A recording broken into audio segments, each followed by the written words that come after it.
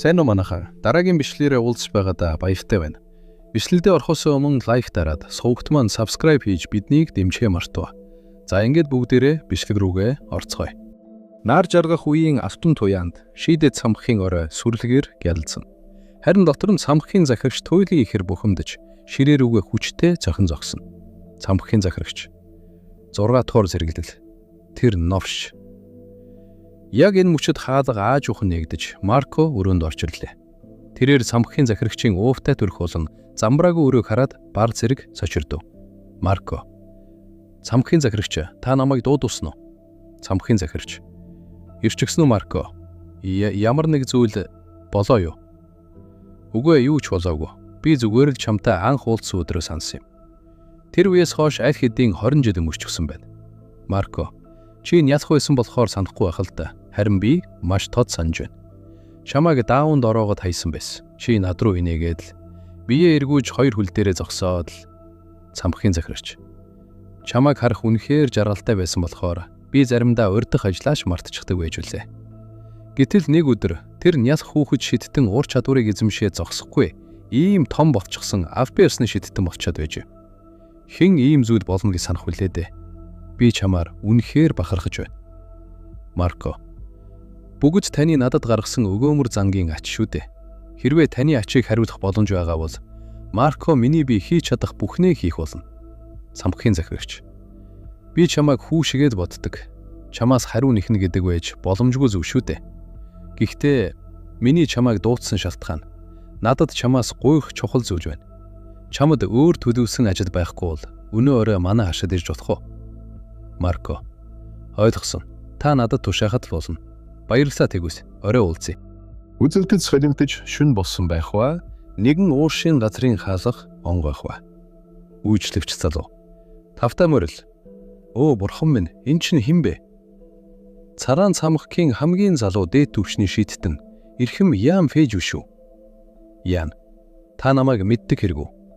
Үйлчлэгч. Мэдээж. Энэ хавар таныг мэдхгүй хүн гэж байхгүй шүү дээ. Таны шиг чухал хүн ийм газар ирнэ гэдэг. Ян үл тоосон байдалтайгаар халааснаас мөн гарган ширээн дээр тавилаа. Ян. Надаас болгоомжлох хэрэггүй дээ. Би энд мэдээлэл худалдаж авахар ирсэн үйлчлүүд өвчтүүдий. Үйлчлэгч. Цагаан цамхгийн дээд түвшний шидтнүүд их мөнгө авдаг гэж сонсч байсан. Үнэн бололтой. За, танд ямар мэдээлэл хэрэгтэй юм бэ? Ян. Би хар шидийн талаарх бүх мэдээллийг худалдаж авмаар байна. Үйлчлэгч. Хохоо, хар шид. Та энэ талаар биднээс илүү мэдэхгүй гэж юу? Ян. Тийм байж магадгүй ч миний мэдхийг хүссэн мэдээлэл биш байна. Жижиг эсвэл үндэслэлгүй мэдээлэл байсан ч болно. Надад олон нийтийн мэдэхгүй тийм мэдээлэл хэрэгтэй байна. Үйлчлэгч. Би таны юу хэлээд байгааг ойлгож байна. Бид яг үүнтэй холбоотой хэргийг ойроос хянаж байсан юм. Та бидэн дээр яг зөв цагтаа ирлээ. Мэдээлэгч. Яан ирхэмэ. Та луугийн бүлгэм энэ талаар мэдэх үү? Луугийн бүлгэм. Энэ бол эзэнт хүрний осон шашнуудын нэг бөгөөд лууг бурхан гэж шүтдэг бүлэг хүмүүс юм. Хэдийгээр нэр нөлөө багтаа гэгддэгч луугийн бүлгэм нь хэдэн 100 жилийн турш оршин тогтнож буй хамгийн удаан түүхтэй шашин ажээ. Тэд анх хөдөөгийн нэгэн жижиг тосгонд шашны бүлгэн байдлаар үйл ажиллагаагаа эхлүүлсэн түүхтэй. Домогт өгүүлснээр нэгэн булшны хулгайч луугийн хамгийн сүүлчийн үр садыг харсан гэдэг. Тэрээр ийхүү бусдад ухуулан сурталчилж эхлэв. Эхэндээ хүмүүс түүнийг луугчин хэмээн үзэж итгэдэггүй байсан ч цаг хугацаа өнгөрөх тусам луугийн бүлгэмд нэгдэх хүмүүсийн тоо нэмэгдэж байгууллага улам бүр томорсон юм. Гэвч тэдний шашны удирдагч яг хэн болох, хичнээн давагчтай, эцсийн зорилго нь юу вэ гэдг нь яг л хөшгөөр хаасан мэт нууцлаг хэвээрээ. Олон нийтэд ил болсон тодорхой мэдээлэл өгөх тул тэднийг үхэгсдийг амьдуулдаг, эсвэл хүмүүсийн тархийг угааж чаддаг гэх мэт аимшигтай цуурхлууд тасардаггүй. Би луугийн үр сад үнэхээр байдаг эсхийг мэдэхгүй ч болсон үйл явдал болон цуурхлуудыг нэгтгэхэд үзвэл нэгэн боломж санаанд орж ирж байна. Бид луугийн бүлгмийг хар шидтэй холбоотой гэдэгт бүрэн итгэлтэй байгаа. Ойрын үед эзэнт гүрний эрх мэдэгтнүүд хүртэл манад ирж энэ бүлгмийн талаар мэдээлэл олж авахар хандах болсон. Хар шид ашиглахын тулд мангаас гадна хүн бус эд зүйл шаардлагатай болдог. Тэгэхээр энэ нь зөвхөн тэр зүйлийг худалдаж аваад зогсохгүй. Түүний ард асар их эрх мэдэл нуугдж байна гэсэн үг. Тэд маш хаавттай бүлгэм тул зөвхөн сонгогдсон хүмүүс л нэгдэх хэрэгтэй байдаг. Тэнд яг хэн байгааг олж мэдэх тун хэцүү. Хэрв тэд үнэхээр хүмүүсийн тархийг угааж өөрсдийн иргэшээлдээ оруулдаг бол эзэнт гүрний өндөр албан тушаалтай эрхмүүдийг ч захирч байгаа юм биш үз? Энэ бол одоогоор бидний мэдэх бүх зүйл юм. Бид үргэлжлүүлэн тэдний хянсаар байх тул нэмэгт мэдээлэл гарвал танд загтлаар мэдэгдэе. Ойлгосон. Үргэлжлүүлэн ажиллаж бай. Баярлалаа Ян эрхэмээ. Дараа дахин манайхаар үйлчлүүлнэ гэдэгт найдаж байна. Дүрс солигдож Ян гэртээ ирсэн байх ба Ян өөрийн өрөөндөө ганцаар суун гүн бодолд автжээ. Зоогийн бүлгэм. Би өмнөх амьдралдаа тэдний талаар огт сонсож байгаагүй юм байна. Хэрвээ тэд хэдэн зуун жил оршин тогтносон бүлгэм юм бол би ядаж ганц удаа ч гэсэн сонсож байсан баймаар юм. Тэр их тал нутагт харсан бөөгийн хаан түүний таягт хийсэн хар шидийн аргуудыг ашиглан хар шид хэрэглэж байсан дүр зураг. Бас мангаас гадна хэрэг болсон эд зүйл нь. Яаны санаанд цамхгийн захирагч Хербертийн дүр зураг орж ирэв. Херберт ч гэсэн хар шид их тал нутгийн өөрчлөлттэй холбоотой гэдгийг мэдэж байсан бөгөөд энэ бүхэн луугийн бүлгэмтэй шууд холбоотой байж магадгүй гэж сэжигдэж байсан юм. Яан толгоогоо барин санаа алдав. Энэ амьдралд маш олон зүйл өөрчлөгдөж эхлэв. Би өнгөрсөн рүү буцаж ирснээс болоод бүх зүйл баг багаар өөрчлөгдсөн бололтой. Миний өнгөрсөн амьдрал, энэ амьдрал хоёрын хоорондох зөрүү улам л том болсоор байна. Би луугийн хэд ашигласнаас болсон юм болов? Эсвэл цаг хугацаа буцаасны минь үр мөлөө юм болов? Би яг л нээж болохгүй хайрц хийнэ ч гэсэн юм шиг санагджээ. Өнгөрсөн амьдралын минь дурсамж байгаа болохоор би энэ амьдралд хэтэрхий хэнэггүй хандсан. Харин үүнээс хойш юу болохыг би мэдэхгүй. Би байж бодох бүх боломжуудад бэлдэх хэрэгтэй. Хэмээн энэ хэсэг дуустдаг. Дүрс солиудож, шөнийн анир чимээгүй дунд шийдэт цамхгийн нэгэн цонх гэрэгтэн харагдана. Дотор нь цамхгийн захирч болон түүний шав Марко нар нухацтай ирээ өрнүүлж сууна. Цамхгийн захирагч: Марко, ийм орой чамааг энэ хүртэл ирүүлсэнд уушлаарай. Марко: зүгээр дээ цамхгийн захирч. Танд миний ямар тусламж хэрэг болсныг мэдэж болгосон болов? Аах, тэр хэний ч мэдэж болохгүй зүйл байгаа юм. Намайг дагаад явж болох уу? Тэрээр хан дүүрэн номын тавир руу очиж нэгэн зузаан номыг суулан авлаа. Марко: бид хаашаа явж байгаа юм бэ? Энэ ном бидэнд зам зааж өгнө. Түүнийг номыг нээхэд хөх туяа цацран агаар мандал өөрчлөгдөж эхлэв. Гинт өрөөний голд маш том цэнхэр хүрээтэй харанхуй портал нэгтгэн тэр. Цамхгийн захирагч эн чин яасан бэ Марко? Одоо ийшээ хурдан ороорой. Марко эргэлзэж байсан ч гүнзгий амьсгаа аван харанхуй портал руу алхам орлоо. Тэд хязгааргүй харанхуй битүү орон зайд ирсэн байр. Захирагч гэрэл. Асаахад Маркогийн нүд гэрэл тасны дараа тэрээр харсан зүйлдээ итгэж чадсангүй. Тэд шийдэт цамхгийн гүндэх асар том танхимд ирсэн байлаа. Дээрх танхимын дээд хэсгээс олон тооны төмөр торнуудыг гинжээр дүүжилсэн байх бөгөөд агаар нь маш хүйтэн хөндөй байв. Дээрх торнуудын дотор туйлдж ядарсан ямар ч амьдралын идэхгүй болсон хүмүүс байхыг Марко харав. Зарим нь шалан дээр хэвтэж, зарим нь полгоогоо барин гунигтээ сууж байлаа. Марко айж сандран цамхгийн захирагч энэ хүмүүс чинь хэмээн асуухад Херберт: гайхах хэрэггүй дээ, энэ хүмүүс зүгээр эд зүүс байгаа юм хэмээн маш хүйтнээр хариулжээ. Марко цочирдож: Марко, тэр чинь юу гэсэн үг вэ? Эд зүүс гинэ. Тэд нэр хүмүүс биш гэж юу? Хэмээн хашрав. Гэтэл Марко нэгэн торон дотор танд царайг олж харлаа. Марко: Крис хэмээн тэрээр өөрийн нүдэндээ итгэж чадсангүй. Херберт тайлбарлахдаа Крисийг бараг өөхөх шахсан байхад нь аварсан гэв. Херберт: чи гавцаагүй, тэр бараг өөхөх шахсан. Шид ашиглаж байгаад осов гарсан юм. Бараг энд байгаа бүх шийдтнүүд адилхан. Тэрээр энд байгаа бүх шийдтнүүд даагварын үеэр осгогдсон. Эсвэл өвчнөөр өөхөх шахсан хүмүүс болохыг хэлв. Херберт үргэлжлүүлэн: бидэнд хэсэг өөр улсын шийдтнүүд ч бас байгаа. Шийдтэн биш эд зүүсийн хувьд зүгээр л гудамжнаас олоод авчиж болно хэмээн хэлээд тэднийг амьдралаа хог новшиг өнгөрөөсөн хүмүүс хэмээн жигшв. Тэрээр эдгээр шийдтнүүдийг энэ амьдралдаа нэгдүгээр зэрэглэлээс цааш явж чадахгүй, бусдад үзэн ядагдсан амьтад байсан хэмээн дүгнэв. Херберт: харин би зүгээр тэднийг тэр англаас нь аварсан төдий гэхэд Марко та юу хэмээн хэлэх үггүй боллоо. Херберт эцсийн зорилгоо хэллээ. Тэд бол цагаан цамхгийн эзэнт гүрэнд хог нэмрээ оруулах эд зүүс. Тэрээр таяга өргөхөд танхим даяар цусан улаан өнгөтэй аюултай хар шидийн хүч манарч эхлэв. Херберт Марко тандаж, "Херберт, санаа зовлтгүй дээ. Би чамайг тэдэн шиг болохгүй амлаж байна. Чи чинь миний хүүгээс өөрцгүй шүү дээ. Тийм биш гэж юу?" Марко тисхийн аргагүй өвдөлтөд сүхэрч, ухаан санаа нь хар шидийн нөлөөнд аажмаар бүдрэж эхлэв. Тэрээр ямар ч хүсэл зориггүй нэгэн болж, захирагчийнхаа тушаалыг хүлээх хөдөлгөөнд хүүгэлдэй болон хувирчээ. Херберт, "Марко, бос, над руу хар. Би хэн бэ?" гэж асуухад, Марко, "Грин Ривер эзэнт хүрний цараан цамхгийн захирагч, ноён Херберт Леон. Харин чи хэн бэ?" Намайг Марко гэдэг. Цараан цамхгийн 2 дугаар зэрэглэлийн шидтэн цамхгийн захирагчийн туслах. Чи наад хутгаараа чигчийн хурууга тасаж чадах уу? Марко ямар ч эргэлзээ, ямар ч айцхгүйгээр хутгийг шүүрэн авч өөрийн хурууг таслаа. Шафан дээр сусан тусал тусаж, түүний нүд хөндөй, хоосон хэвээр үлдэнэ. Херберт, "Одоо чи жинхнээсээ миний хүү боллоо. Цагаан цамхгийн сүрлэг ордны дотор шидтүүд хоорондоо шивнэлтэн. Цамхгийн захирагч тодорхойгүй хугацаагаар чөлөө авч байгаа гинэ. Сүүлийн үед түнд нилээн их юм тохиолдсон бололтой. Бас тэр нилээн хөгшөө шүү дээ. Нэмээд яан эрхэнтэй холбоотой зүйл бас байгаа үсттэй. Хамгийн залуу дээд түвшний шидтэн гэдгээс гадна одоо ингээд 6 дугаар зэрэглэлд хүрчихлээ. Түүнд дарамт мэдрэгдсэн гэдэгт итгэлтэй байна. Гэхдээ одоо цаашдаа юу болох вэ? Тэр чинь юу гэсэн үг вэ? Цамхгийн захирагч 5 дугаар хан хүүг дэмждэг. Харин яан угсаа залгамжлах хан хүүг дэмждэг. Цагаан цамхгийн 2 тулгуур баг нь өөр талд байна шүү дээ. Бид аль талд нь орох ёстой юм бэ? Тэр хоёрын хажуугаар Марко хідэн зузаан улаан ном барин аажуухан архаж өнгөрөхдөө дотроо ийн өгүүлнэ. Марко, "Би яаж мэдэх вүлээ дээ? Бид дээрээс юу гэж хэлнэ? Тэрийг нь хийхэд болно" гэж бодсоор Марко Яаны халгыг тогшив. Яан, "За орж болно. Марко ирэх юм ээ. Та ирч хүү?" "Тийм ээ, Яан ирэх юм ээ."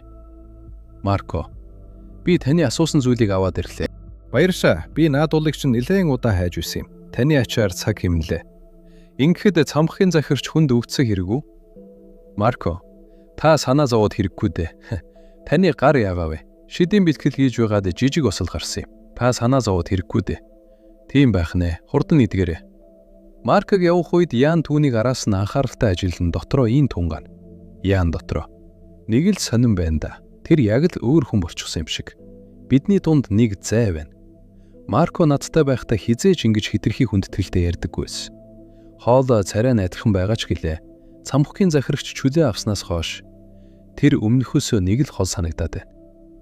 Гэтэл Марко гинт зогсон нэгэн зүйл сансан мэт эргэж харав. Марко, "Өө тийм, нэг зүйл санаанд орчихлоо. 6 жилийн өмнө Могланд томилогдож ирсэн тантай анх уулзаж байхад бас Могланы захирагч гоблинуудыг устгаж байгаад аюулд ороход таны тусламж байгаагүй бол ямар нэг зүйл маш буруугаар ирэх байсан нь гарцаагүй." Яан, "Тийм ээ, тийм зүйл болсон." Яан номоо чанга атган Марког өрөөнөөс гарахаас өмнө зогсоож түүнийг сорж эхлэв. Марко, "Танд өөр хэрэг зүйл байхгүй бол би ингээд..." Марко, "Ирхэмэ, түр хүдээж байгаарай. Та гоблиныг устгах үеэр байгаагүй шүү дээ. Та намайг маана урвалын шалгалт өгөхөд тусалж байсан. Би буруу сансан бол намайг үнэхээр уучлаарай." Яаны энэ үгэнд Марко сандарч хөлсөн цовж эхлэв. Марко, "Та юу яриад..." Яан суудлаасаа босож таяга хүчтэй довшин шившлэг уншлаа. Яан, "Агуу, цуцлагт." Яаны таягнаас гэрэл засран Маркоор тойрсон шидийн тойрог үүсв. Марко тисхийн аргагүй өвдөлтөд сүхэрч унлаа. Түүний биеэс хар энерги утаа мэт сарнин алгуулж Марко арайхийн ухаан орж амьсгаад ав. Яан, "Та буцаад ирчих үү?" Марко, Би яагаад энд байгаа юм бэ? Би тань дээр шивсэн бүх шидийг цуцлах эсрэг шид ашигласан юм. Та хар шидээр удирдуулж байсан. Марко болсон явдлыг ухаарч айдас хүйдэс тахтан Яан тандав. Бид түүнийг зогсоох хэрэгтэй. Бид түүнийг зогсоох хэрэгтэй, Яан. Бид цамхгийн захирагчийг зогсоох хэрэгтэй. Надад юу болсныг яриад өгөөч. Бүгдийг нь. Орой нар жаргах үеэр нэгэн сүрлэг харшид цамхгийн захирагч Херберт Леон 50 гэгчин цай унсуун. Цац. Цамхгийн захирагч Яан эрхэм тань дээр ирсэн байна хэмээн хэлв. Херберт, тэр данцаар байна уу? Тийм ээ. Бид ойр хавьд өөр хүн олж харсангүй. За тэгвэл дотор оруулаад ир. Зарцаа явуулсны дараа Херберт аяхтай цайгаа барин дотроо ийхүү хорон санаа агуулсан өгүүлнэ. Чи миний үгүй шиг өнгөч хүү, Ян Фэж. Миний Марко дээр хар шид ашигласан ганц шавтраан нь чамд намайг хайж ирэх шавтаг өгөхөөс юм. Чам шиг шиттэн миний Марко дээр ашигласан хар шидийг илрүүлэх нь гарцаагүй. Бүх зүйл байрандаа бава. Би зарим эд зүйлсээ ашиглаж чадахгүй болсон ч 6 дугаар зэрэглэлийн нохойг сургаж өөрийн болгоход хандлагаттай зэлгээс. Би дахиад эд зүйлс олоод авчиж болно шүү дээ хэмээн бодно. Төд удалгүй хаалга аажмаар нэгдэж Ян Фэж өрөөнд орж ирэв. Херберт, чи өөрийн биеэр энд ирсэн байх нэ? Ян, 6 дугаар зэрэглэлийн шиттэн намайг өвдсөн болохоор эргэж ирнэ гэдэг үнэхээр нэр төрийн хэрэг байна. Цагаан цамхгийн хамгийн өндөр настан өвдчгөөд байхад би эргэж ирэх нь зүй ёсны хэрэг шүү дээ. Таны хурдан эдгээсэй гэж найдаж байна. Херберт, өгөөмөр өгөнд чинь баярлалаа. Энд суулд цай сайхан амттай байна. Херберт, Марко эхмийн би та руу байгаа. Ян, өө бурхан минь, би түүнд өвчнө халдаагаагүй байгаасаа ирлээ. Би түүнийг үзэхэд үгүй бололтой байсан. Херберт, ашгүй дээ тэгвэл. Тэр хүү Марко үргэлж их шаргуу ажилдаг болохоор хэтрүүлчихвэ гэж би байн санаа зовдөг байсан юм. Ян, бас би Марко эхмээс нэлээд итгэмээргүй нэг зүйл сонслоо. Таны харш дотор нуус лабораторид хүргэдэг гарц байдаг. Бас таныг тэр дотороо хүн бус хар шидийн судалгаа явуулж байна гэсэн. Херберт, хар шидийн ээ. Тийм зүйл яаж байж болох вэ дээ? Түүний бие муу байсан болохоор буруу харсан бололтой. Ян, түүнийг хар шид захирч байсан. Бас түүнд хар шид шивсэн хүн нь түүний аав шинд байсан цамхгийн захирч та байна. Тэр надаас таныг зогсоохыг гуйсан. Херберт, би чиний юу яриад байгааг мэдэх юм алга. Ян, лабораторид хүргэх гарц байна. Херберт, энэ бол миний санамсаргүй байдлаар олж авсан эртний эд зүйлийн хүч байгаа юм. Энэ муу хөгшин биед маань ажлыг минь нэлээд хөнгөвчөж өгдөг юм шүү дээ. Гэхдээ хар шидийн судалгаа гинэ. Ян эрхэмээ, чиний энэ яриа чинь арай л хитэрсэн дуулан байна шүү. Нэгэнд энэ талаар ярьж ихснийх чи миний лабораторид очиж үзмээр байна уу? Намайг ингэж хоосон сэжиглэл суухаар өөрийнхөө нүдээр юу болж байгааг харсан нь дээр байх. Ян юу ч дуурсангүй. Зөвхөн түүний өөдөөс нухацтай харж суuna. Цагаан цамхгийн хамгийн ахмад шиттэн болон хамгийн залуу сууд шиттэн хоёрын хооронд үл үзэлдэх хүүтэн дайн ихсэн мэт агаар мандал хүн дэргэн. Ян, зөвхөн та зөвшөөрөв шүү дээ хэмээн хэлэхэд Херберт, намайг дагаад яв. Би чамд лаборатори харуулъя. Бусдад үлгэр дуурайд үзүүлэх ёстой цамхгийн захирагч хүн хар шид судалж байгаа гэсэн цуу яриатайгаар амьдрна гэдэг гутам шиг биш гэж үү? Захирагч улаан хөшгийг нэн цааш алхлаа. Херберт, энэ байна. Энэ номыг хүчийг ашиглаж бүтээсэн юм. Энэ номд шившлэг шивсэн хинч энэ 8 дугаар зэрэглэлийн шидийг ашиглаж чадна. Альвэ орцгоё. Ян портал руу орох зуура захирагчийн талаар инхүү эргэцүүлнэ. Миний өмнөх амьдралд Херберт Леон цагаан цамхгийн түүхэн дэх хамгийн гайхалтай захирагчдын нэг байсан. Тэвүүдийн хооронд нь нэгтгэх суурийг тавьж өгсөн агуу шиттэн. Энгийн бөгөөд бусдад худалдагдаагүй хин хүнээс өгөөмөр нинжин сэтгэлтэй цагаан цамхгийн шиттэн байлаа. Өөрийн эзэн Рагнарыг хаан ширээн суулгаж хүн төрлөختний түүхэн дэх хамгийн их нэр хүнд эрх мэдэлтэй цагаан цамхгийг удирдах явсан юм. Нэгэн ижил эзэнд үйлчлдэг байсан хүний хувьд би ч мөн адил цамхгийн захирагчийг хүндэлдэг байсан. Херберт, Ян, чи мэдхүү, надад ч гэсэн баатар болохыг хүсдэг байсан үе бий. Эзэнт хүрнийг хамгаарч зовс зүдэрсэн энгийн ард иргэдийг аврах чадaltaй шиттэн болохыг хүсдэг байлаа. Гэхдээ би цаг хугацааны ирэхээр дан ганц өөрийн хүчээр юу ч өөрчилж чадахгүй гэдгийг ойлгосон юм. Бас энэ дэлхийд намайг баатар болгох өөр нэг хүч байдаг гэдгийг олж мэдсэн. Херберт таяга өргөхөд түүний эргэн тойронд цосон улаан өнгөтэй аимшигт хар шидийн эрчим хүч хүчтэй манарч эхлэв. Тэрээр энэ хүчээ Ян руу чиглүүлэн тогтолж эхэлсэн.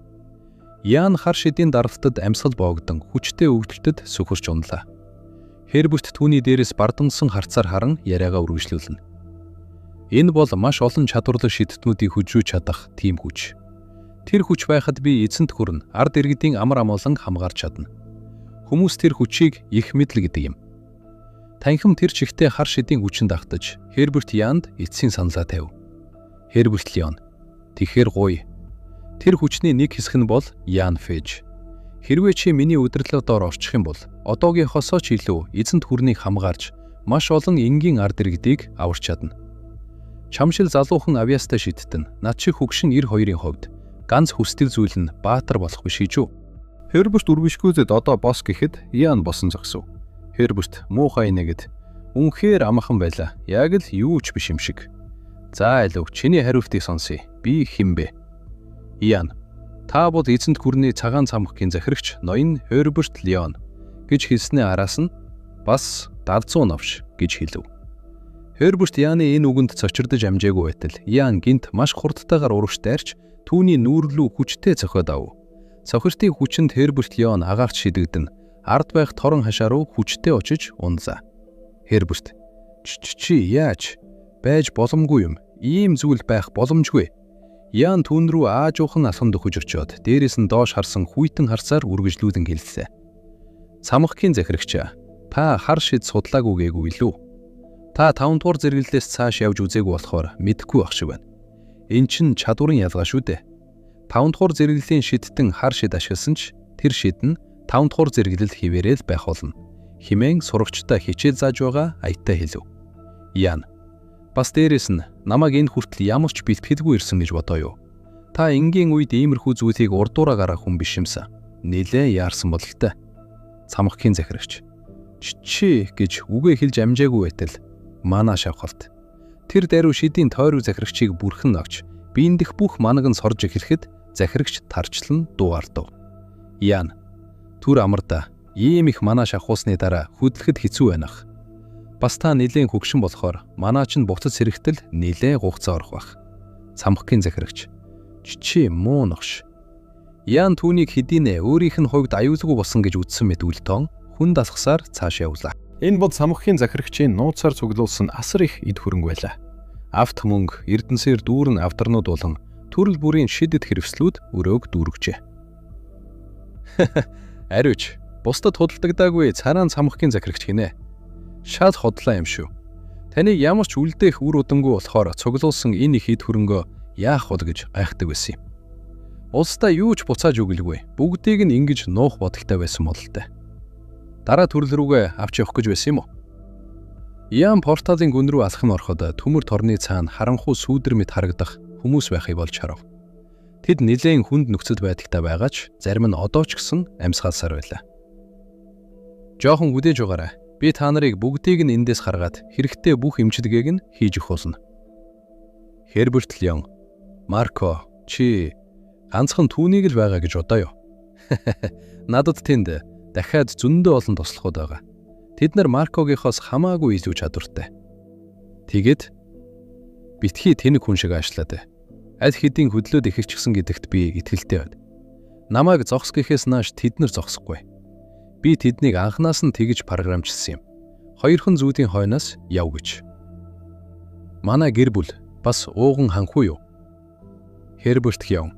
Чи юу гэж бодож байна да? Надтай тохирцууд яаж байна? Миний санал болгох зүйл их амархан. Херберт. Хоёулаа өнөөдөр болсон бүх зүйлийг мартъя. Би энэ гарцыг эд болохгүй бол ямар ч нотлох баримт үлдэхгүй. Чи намайг ганц үгээрээ ихчилж чадахгүй. Херберт. Би чамайг юу төлөвлөд байгааг мэдэхгүй ч надаар оровдоод сайнаа үзэхгүй шүү. Чи хийсэн зүйлдээ харамсаад гууж үлдэж мэднэ. Ян. Үгүй ээ, баярлалаа. Херберт Леон.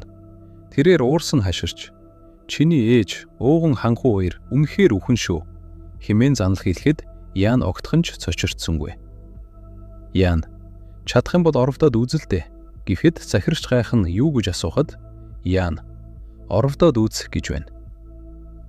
Үзэгдэл шилжиж шөнийн тэнгэрт саран мандаж хүчтэй салхи хүлээн. Яны ээж болох Фэж авхай тагтан дээр хүүгээ хүзээж суун. Радио. Фэж авхай өнөөдөр салхи нилээн хүчтэй үзээж байна. Дотогшоо орцгоё. Фэж авхай. Ян хараахан буцаж ирээгүй байна. Бас би болор бөмбөлгөөр түүнтэй холбоо тогтоож чадахгүй байна. Тэр оройтх бол надад түрүүж хилдэг хүүхэд юмсан. Радио. Фэж авхай. Ян эрхэм эзэнт гүрний цор ганц 6 дугаар зэрэглэлийн шидтэй шүү дээ. Бүлэг дээрэмчид байсан ч түүний өмнө сүгдэж мөргөх үз. Тэгэхээр та санаа зовоод хэрэггүй дээ. Фэж авхай. Тэр миний хувьд одоо ч гэсэн жоохон хүүмэн шүү дээ. Радио түүний энэ эрс хариултанд цочирдан өөрийнхөө бүдүүдэд зан гаргасандаа уушлалтгүйн бүх хэлв. Радио. Би ч гэсэн өөрөө жоохон хүүтэй хүн байж хитрхи бодвохгүй хандсан байна. Намайг өшөөгөөрэй. Фэж ах бай. Зүгээр дээ би үргэлж Яаныг бүх ачаа ганцаараа үүрэх гэж оролддог гэж боддог. Тэр хизээж бусдад найддаггүй. Үргэлж бүгдийг өөрөө зөксүүлдэг. Энэ нь ч миний зүрхийг маш их өвтгөж байна. Түүний гэр бүлийн гишүүний хувьд би түүний ачаанаас багахан ч болтугай хөнгөлж, найдаж бодох нэг нь баймаар байгаач. Ийм үед түүний хүлээгээд суухаас өөр юу ч хийж чадахгүй байгаа өөртөө уур хүрч байна. Радио. Өөрийгөө битгий буруутгахтаа Фэж ах вэ. Яан эрхмийн тийм хүчтэй байгаа шалтгаан нь түүний хүлээх гэр бүл байгаа учраас юм шүү дээ. Надад манад хордуулж байсан үе байсан ч хажууд байгаа хүүгийнхээ ачаар үргэлжлүүлж амьдрах хүч чадалтай болж байсан. Энэ л гэр бүлийн утга учир биш гэж юу? Тэд хэдий тусаж чадахгүй гэж бодсон ч гэр бүлийнхэндээ тайван, барт бүх мэдрэмж өгөхийг хүсдэг. Тэгэхээр одоо хизээ мүдгүй хүрээд ирэх Яан эхмийг хүлээх нь ч мөн адил түүний төлөө хийж байгаа зүйл. Тиймээс Яан эхмийг буцаж иртэл би хажууд ч юм байж хамт хүлээж болох уу? Фэж ахуй зах зэрийн үгэнд тайвширч үйл ялэг инээмсэглэн шөнийн тэнгэрийг ширтлээ. Өнөөшин тэнгэр үнэхээр цэлмэг, намгүн байна шүү. Тийм байна. Ихэнхдээ энэ хавар цэргүүд эргүүл хийгээд чимээтэй байдаг байсан. Өнөөдөр нилээн намгүн байх чинь. Гэвч амар амуусан байдал удаан үргэлжилсэнгүй. Радио. Фэж ахуй дотгошоо орцгоё. Нэг л биш байна. Хэрхэн мөчөд цэцэрлэгийн буцууган дундаас ямар нэгэн зүйл сэрчигнэх чимээ сонсолдож үл таних хүмүүсийн сүүдэр үзэгдлээ. Радио. Тэнд хэн байна? Яг одоо байрандаа зогс. Радио. Хараалт тэд нар намайг сонсохгүй байна. Хэрвээ энэ зураасыг дагчхул. Фэж ахуй газар ивтэрэ. Түүнийг ахуйг хамгаалахаар газар унах мөчөд тэнгэрээс нүргэлсэн дуутай асар хүчтэй аянга харшийн дээрээс нэргэж бүх зүйлийг гэрлэхээр дүүргэв. Энэ удаагийн Parf Mine инхүү тусаж байна. Лайк дараад, Softman subscribe хийж биднийг дэмжихээ мартаваа. Дараагийн бичлэг хүртэл түрүү иштэй.